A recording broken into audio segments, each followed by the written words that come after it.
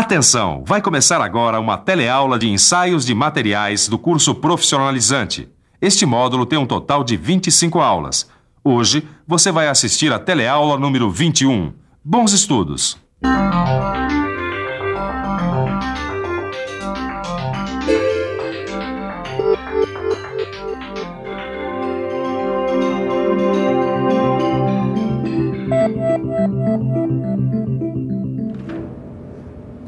Ô Silva, eu tô adorando esses ensaios não destrutivos.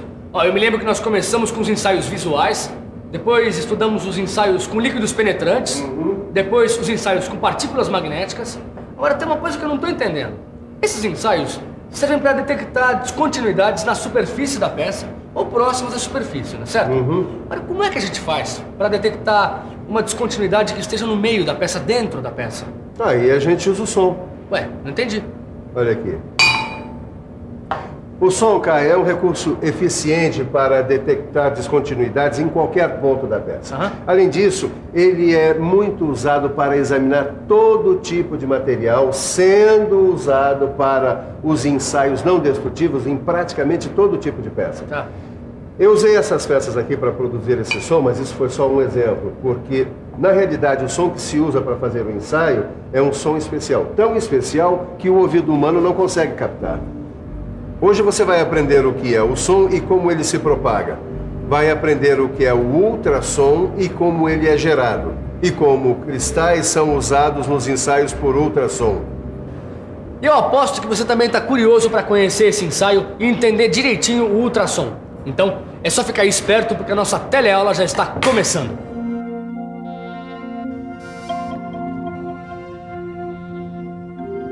A primeira coisa que a gente tem que fazer para entender o que é o ensaio por ultrassom é saber o que é ultrassom. E a primeira coisa que a gente tem que fazer para entender o que é ultrassom é saber o que é som. Bom, o som se origina pela vibração de um material. E essa vibração se propaga na forma de onda. Mas o que é onda? Onda. Onda é uma perturbação temporária efetuada no meio físico. Essa perturbação se propaga através desse mesmo meio. Meio difícil essa definição, não é? Mas é só trocar os nomes que a coisa fica mais fácil. Olha só, vamos dizer que a água desse lago é o nosso meio físico e vamos causar uma perturbação nesse meio. Viu só? A perturbação causada pela pedra se espalhou em ondas para outros pontos do lago.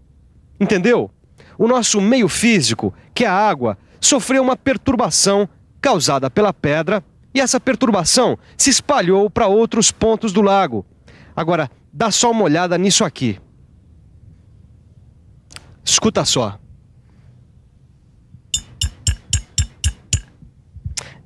A perturbação causada pela pedra na garrafa se propaga através do ar também. E essa propagação, ela acontece na forma de ondas, não pela água, como no exemplo do lago, mas pelo ar até alcançar os meus ouvidos. Aí eu escuto o ruído. Agora dá só uma olhada nessa rolha aqui.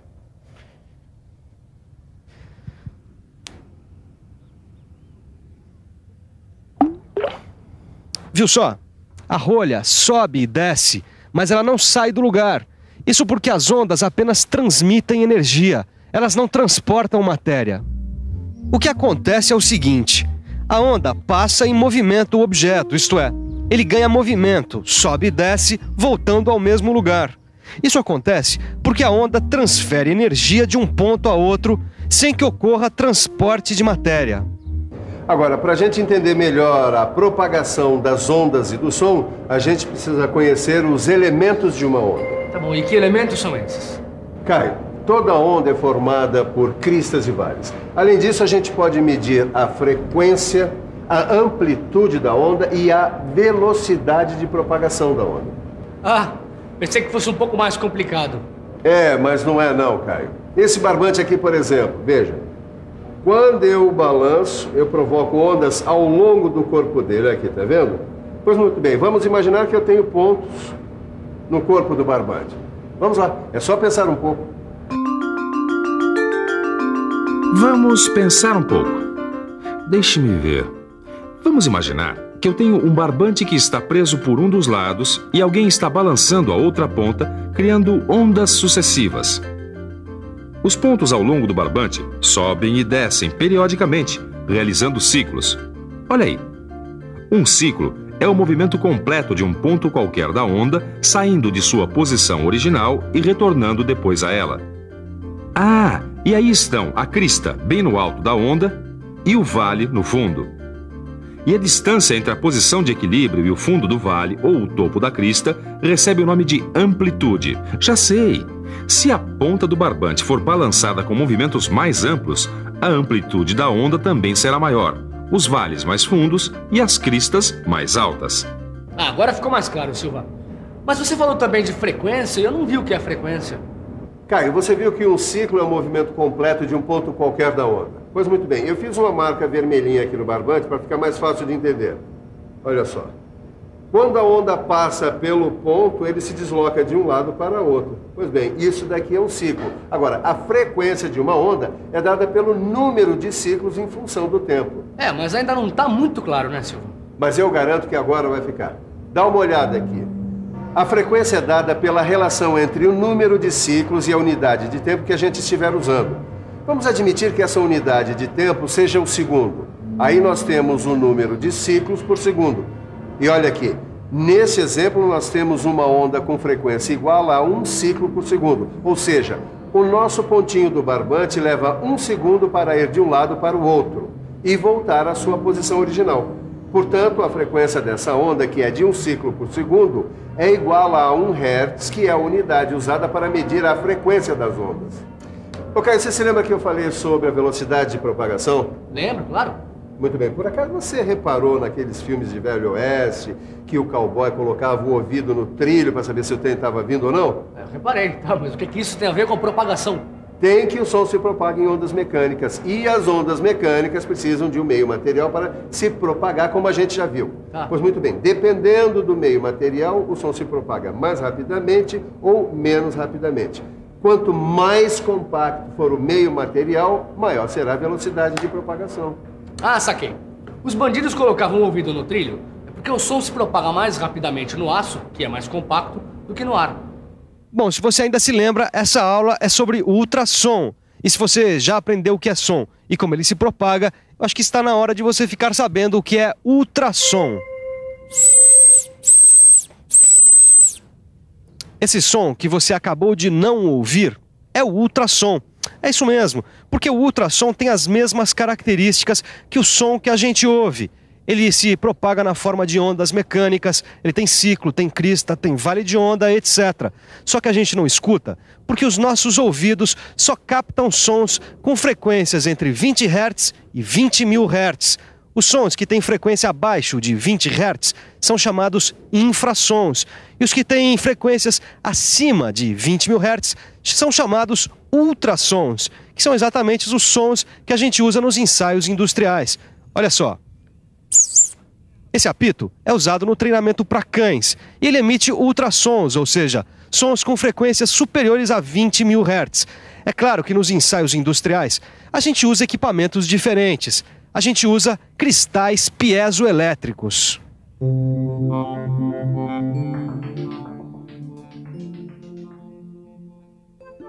Os cristais piezoelétricos são materiais como o sulfato de lítio, o titanato de bário e o quartzo, que têm a propriedade de gerar uma diferença de potencial entre suas superfícies quando submetidos a uma compressão, e vice-versa, gerar uma variação dimensional quando submetidos a uma diferença de potencial.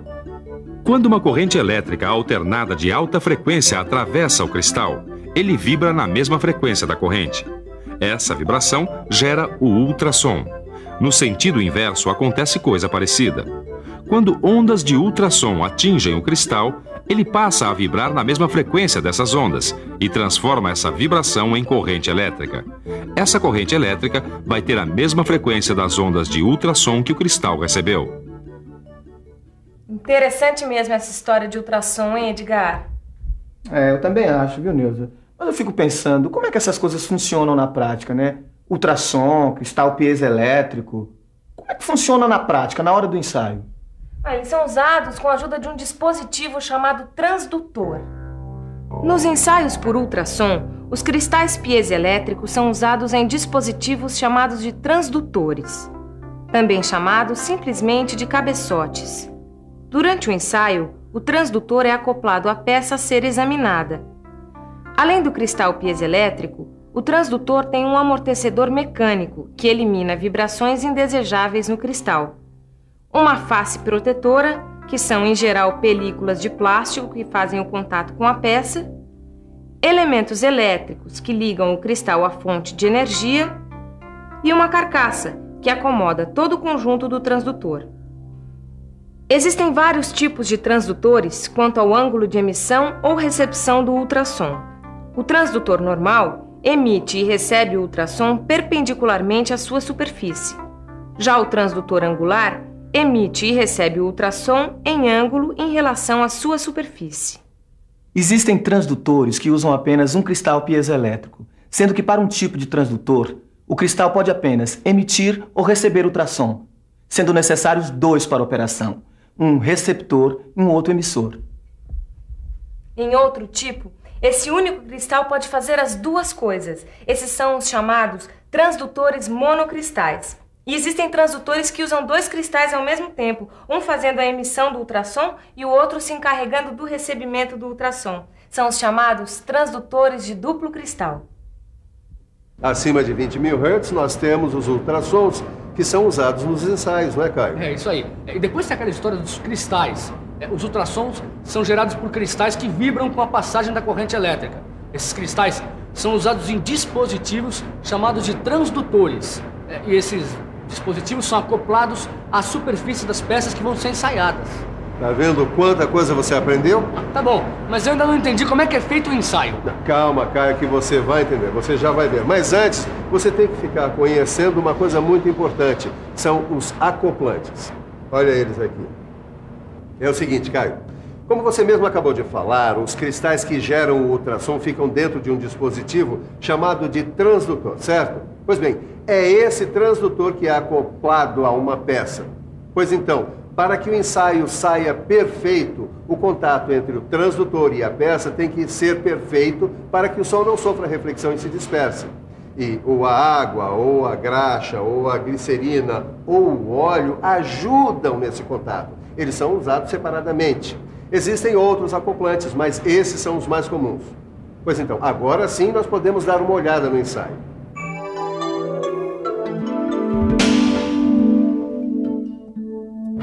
Olha aí o nosso ensaio por ultrassom. Esse é um ensaio de ultrassom por contato direto.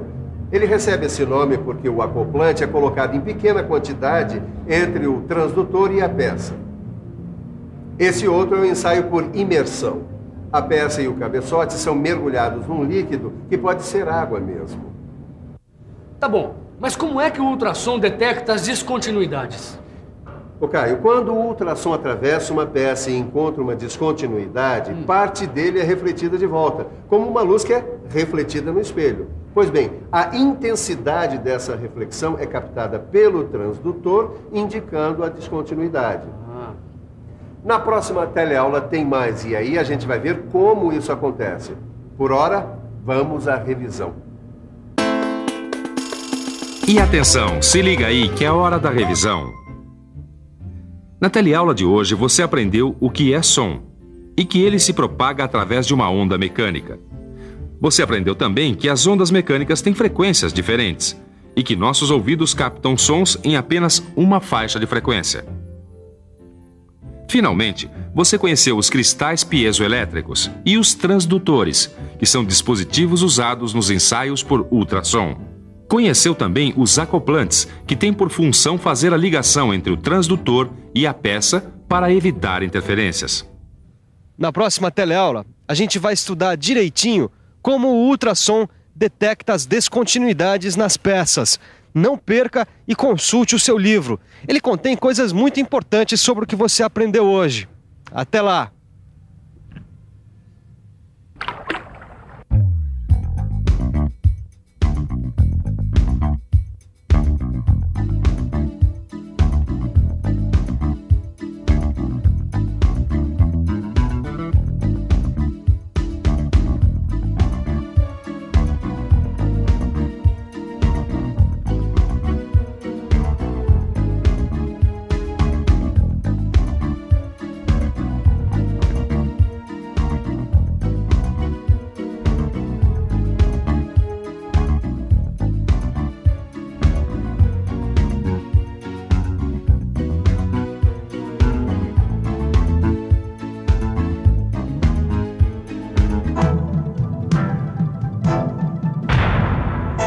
Telecurso 2000, um programa de educação do Sistema Fiesp e da Fundação Roberto Marinho.